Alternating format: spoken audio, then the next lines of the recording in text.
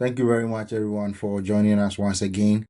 This is your Liverpool Brothers podcast, and we are here to review Liverpool against um, Crystal Palace. It was Liverpool 3, Crystal Palace 1. And let's start with the lineup. Stana, Yeah. how did you feel about the lineup? We saw that we had Woodman starting in goal. That was a very big change. Of course, there was no other option because the two keepers, the first keeper and the second keeper, were out injured. We also had Robertson coming in for Kerkes, but I think Robertson also started the last game before this one, so Yeah. we can't say that's a change. But normally, you would expect to see Kerkes starting, and then at right back, Gomez was fit. We also had Jeremy Frimpong fit on the bench, but the manager went with Curtis Jones at right back. So also in midfield, I think one notable change was the fact that Gravenberg started from the bench, and we had McAllister playing with Soboslai as a deep line midfielders in this particular game. Apart from that, everything else I think was as you were. So how was your feeling about the lineup going into the game? Um, I didn't particularly like the lineup from the start because I wanted to see either Jeremy Frimpong or Joe Gomez start at right back. But my major concern was not to see Soboslai playing at right back. And we've seen that even though at the start of the season or beginning of the season where Conor Bradley got that injury together with Jeremy Frimpong, he was playing Soboslai as the right back. But recently, he has opted for Curtis Jones as the right back. So it's not really that big of an issue if we have Soboslai's energy in midfield. But another concern for me was McAllister's lack of energy in midfield this season. So playing him as the deep line playmaker, I had some concerns about that. But um, evidently, it looks like he was probably our best midfielder on the day, playing as the deepest of all our midfielders. The goalkeeper as well, I felt did well. For the goal that we conceded, I'm sure we'll come there, but his overall performance, I think he was decent. And I strangely felt a bit more comfortable even with him in goal than Mamadashvili, strangely. So, and Robertson also keeping his place. I thought that was a good decision from the manager for once.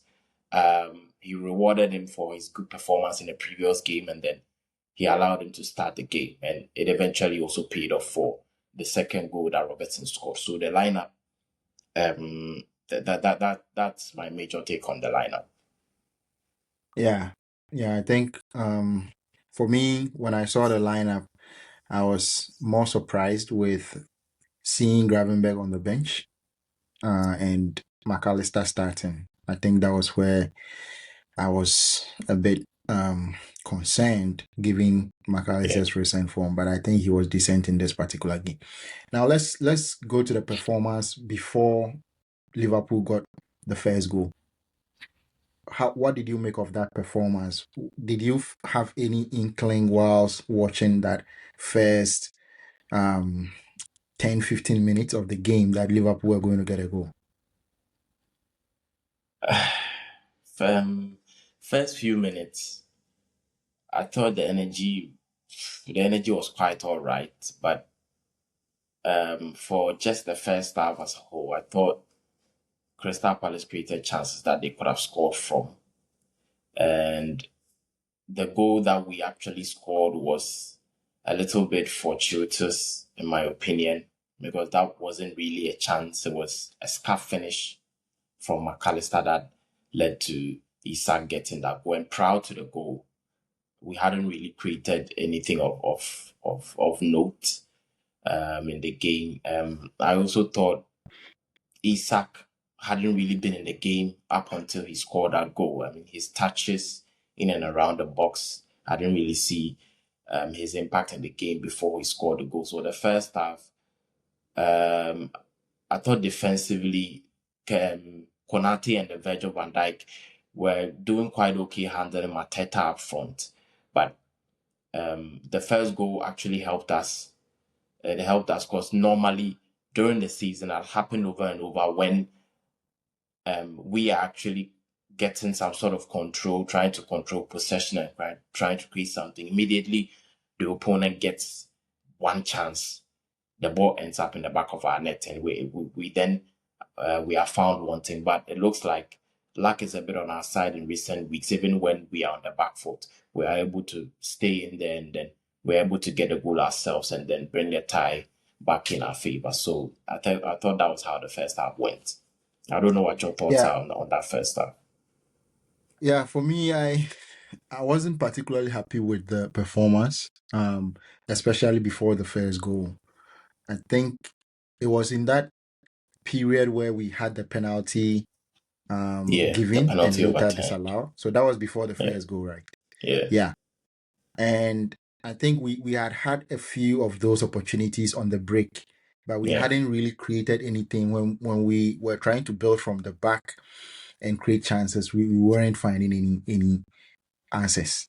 They were so set up, fixed in a certain position, in a certain formation that we just didn't want to take the risk.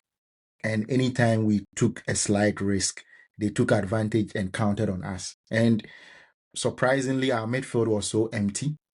Anytime Adam Wharton picked up the ball, he was free. He was able to move through the midfield as if it was nothing. There was nobody there, basically. So, and that was something that really concerned me. But before the first goal, I think Salah was having problems beating his man. I think his name is Handball. Canvot. Yeah, Yeah, Salah was having issues, and that was the only time before that first goal where he was able to get him on his backside, yeah, and he was about to shoot. The ball got deflected. It ended up with McAllister. McAllister fluffed the lines. The ball was going way wide, but Isaac managed to control it. But do you think Isaac's finish was an intentional one, or he also scuffed it? I've heard a lot of people comment about the goal, and it looks like everybody's on the same page that he got lucky with the finish. But I don't know about him. I mean, we haven't really heard him talking about the goal himself, but I've seen strikers finish that way, hit the ball on the ground that way. I'm not too sure what his intention was, but if it was intentional, then I think that was a very clever finish from him, just to hit the ground and take the sting out of it Yeah, and for me, I think it was confuse the intentional. goalkeeper that way.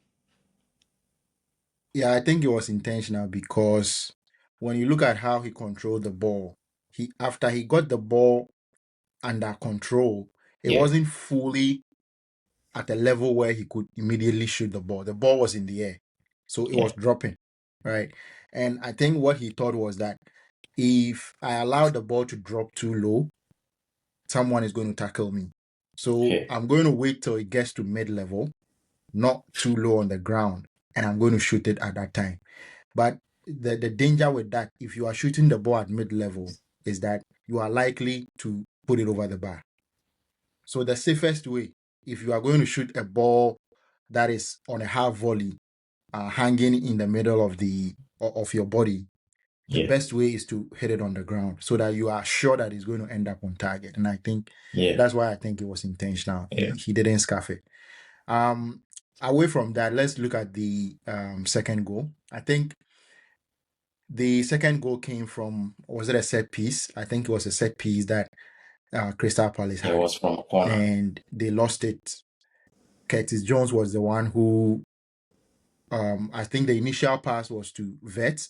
Vets Yeah, did a very intelligent turn, put the ball through to Curtis Jones, and then Curtis Jones had the option to pass the ball to um, Robertson. So this is a goal that we haven't scored. This type of goal we haven't scored a lot this season, and I think that is a big problem for us. How come we were able to get such a goal in this particular game? Do you think there was something that the team had worked on, or they just took the advantage because they saw the opportunity?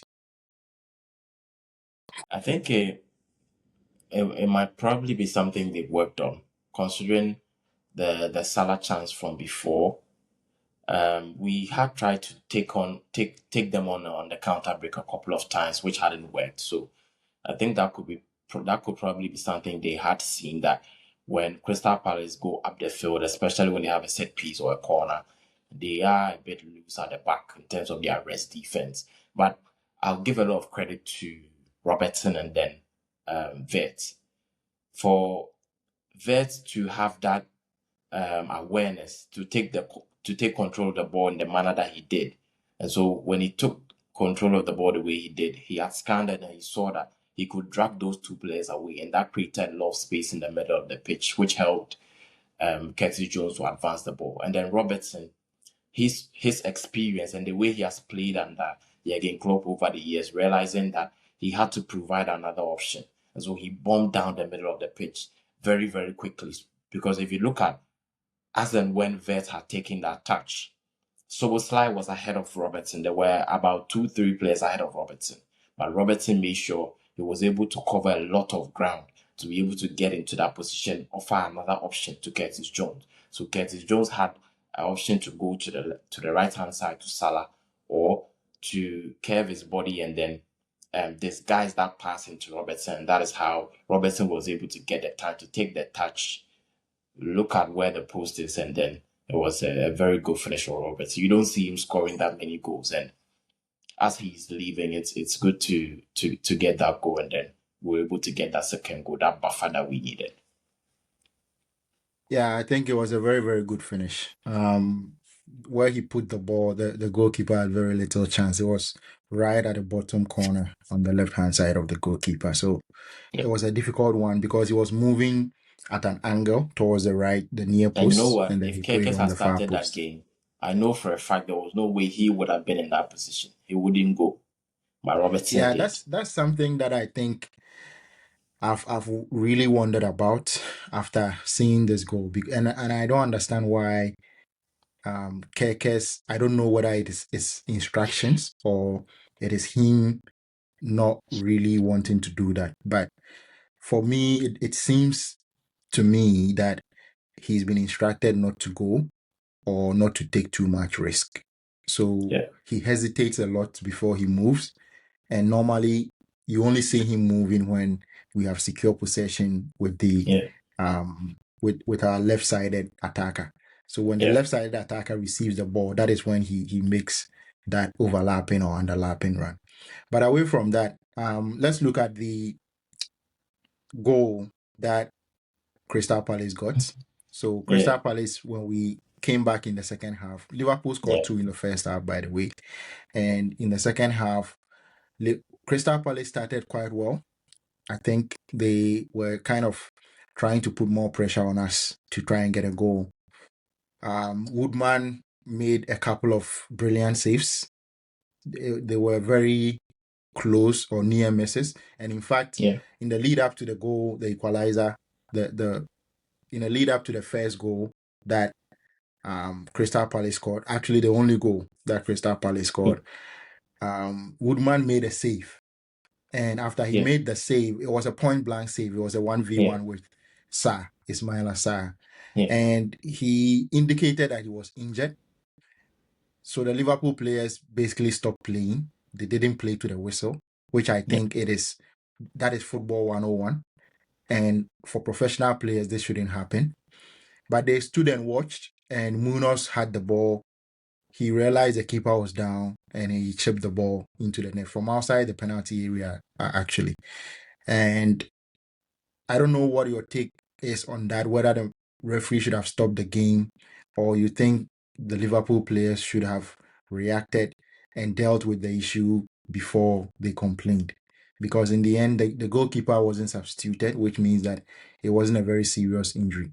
So, what do you think?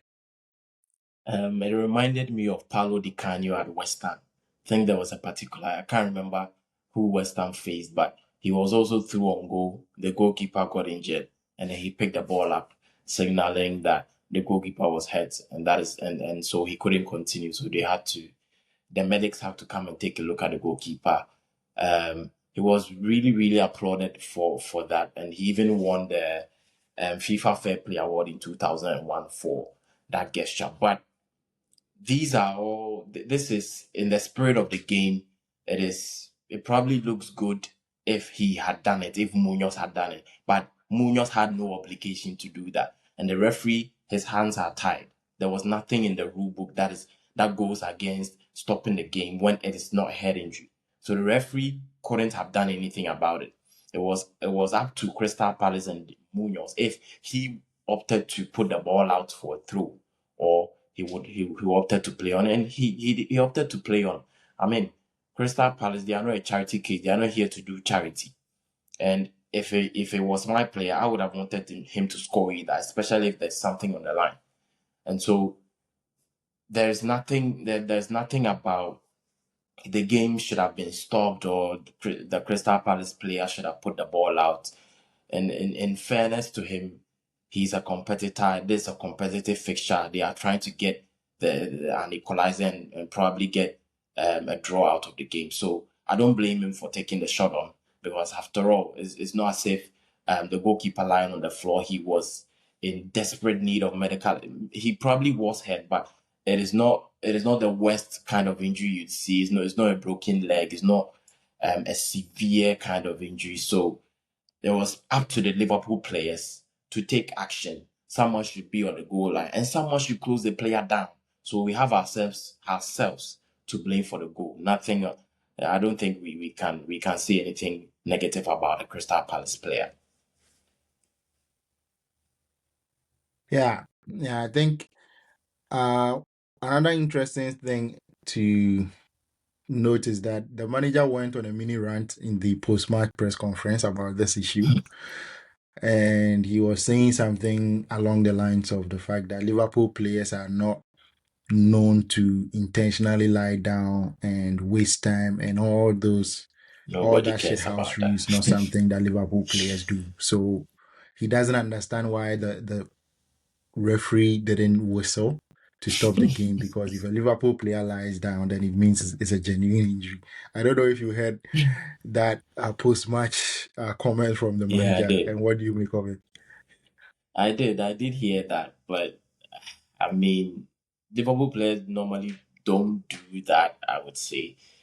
Um, it's a difficult one because, I mean, the point he's trying Actually, to make, there I was don't a get journalist why. who asked the manager about the fact that what happens then if referees start giving stopping games for Liverpool players, because he thinks Liverpool players don't do that. Isn't that going to be a tactic that other teams are going to resort to using, and intentionally asking the goalkeeper to lie down and fake injury when they're under pressure? Yeah, There was a question like that. yeah. That's actually a very good question from the journalist. I mean, there's nothing that can be done in that situation unless we are saying that outside of outfield goalkeepers, we are going to give those in the post the latitude to lie down, even if it's not a head injury. The game must be stopped, because that would also bring about a whole lot of issues where a goalkeeper might also decide to go down if he thinks he's in danger of conceding a goal. What then happens in that situation? The fact that he thinks Liverpool players don't go down doesn't also mean that games have to be stopped when Liverpool players go down, because it definitely isn't intentional. I mean, you can't really say that as well. So it's just what it is. We just have to carry on. And this is the point. If you are playing your best football, these things will come, but at the end of the day, it might still not affect you. And this is a bit contrary to the game, because I thought Crystal Palace, probably on the balance of play, actually also deserves something from the game. But if you are the best team on the day, and you are playing to the best of your capabilities, some of these things might happen, and then you might still end up winning the game because you are the better side on the day. We are just, I would probably say, on the balance of play, the number of chances that, because they created more chances than us. They created more big chances. They had more shots on goal, more shots on target. And in the second half, they had more possession than us. So maybe we got a bit lucky in that aspect with winning the game at the end of the day 3-1. I think the scoreline flattered us a little bit.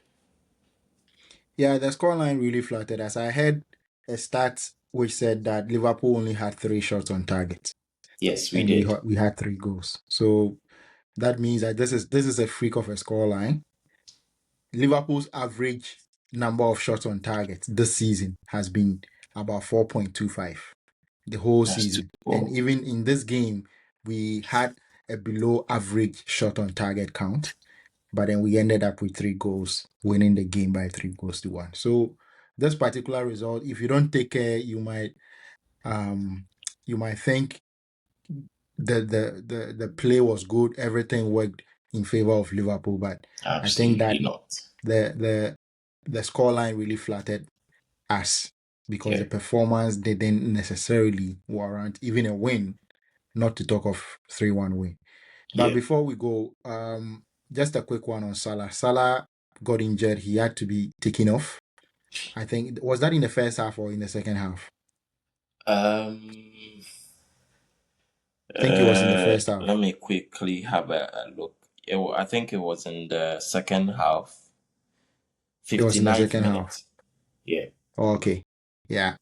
So he had to be taken off because I think he pulled a hamstring. yeah. What do you think is the issue? It looks like he might be out for the rest of the season, and this might be the last time we see him play for Liverpool. Potentially he could be back, but I don't think that is likely. What do you think? Yeah, I think if there was no post tournament at the end of the season, we could have probably seen him maybe at the last 2 games of the season. Might probably feature again just to have that kind of farewell, especially if we are to seal Champions League qualification before then. Our games will be a little bit more calm, and so we would have probably seen him and he gets the send off that he very rightly deserves. But the World Cup is coming, so even if he's to um, heal from the hamstring, I mean, hamstring injuries aren't really injuries that you can come back after a week or two. Normally, it takes maybe a month if it is a grade one. If it's grade two, then we are talking about 5, 6 weeks. So if even if it's grade one, and I'm just assuming here, if he's to come back, it might probably mean get he might probably be fit for the last game of the season. But since there's a World Cup, I don't think they risk it. So if from what we saw on the pitch, it is believed that it was a hamstring injury. I'm sure subsequently we hear how a clear report on the extent of his injury. Then it might mean this might probably be the last time we see Salah in the Liverpool shirt. And um, sadly, his last game, well, it was at Anfield, so maybe that would be the only positive that he played his last game at Anfield. He scored his last goal against Everton in a Merseyside derby. So if it's the last time, then I think Salah could go out on a high, knowing that he did everything he could. He won every single trophy that he could win, and he really will leave as a true Liverpool great at the end of the season. Yeah, right, right. So looking forward to our next games. We only have 4 remaining games. Yeah, They are all in the Premier League because we are out of every other competition. We play Man United next, if I'm yeah, correct, and yes. then we go to away to To Aston Chelsea. Villa. No, we play Chelsea and then we play Villa So away, we play and Chelsea then at our home, last game is against Brentford at home. Brentford at home. Okay. Yeah, So it is Man United away, Chelsea at home, yes. Villa Aston Villa away, away, yes, and and Brentford Brentford at home.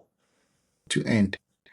Yeah, So currently in the Premier League table, we are level on points with Manchester United as well as Aston Villa, yeah. but But United we have are a game in we are hand. on fourth position because we have a better goal difference than Aston Villa. Is that correct? Yeah. And then Yes, we have that's a correct. worse goal difference with Manchester United. That is why we Yeah, are fourth. So if Manchester United wins their game in hand, then they are going to um there's going to be a 3 point gap between us and Manchester United. But where do you think we are going to finish come the end of the season, given the fixtures that we have remaining? I think we finished exactly where we are now. I think we finished fourth, ahead of Aston Villa. Yeah, I think we finished fourth, and considering the opposition, Aston Villa, Brighton, and all those at the back end of the table from sixth position, they really made us look great at the back end of the season. So us finishing fourth, I don't think should flatter us at all. It is not really due to our extreme high performance that we are fourth. We've been quite all right at the back end. Performance is not so much, but results have been decent, and that is why I think we'll end up finishing fourth on the table.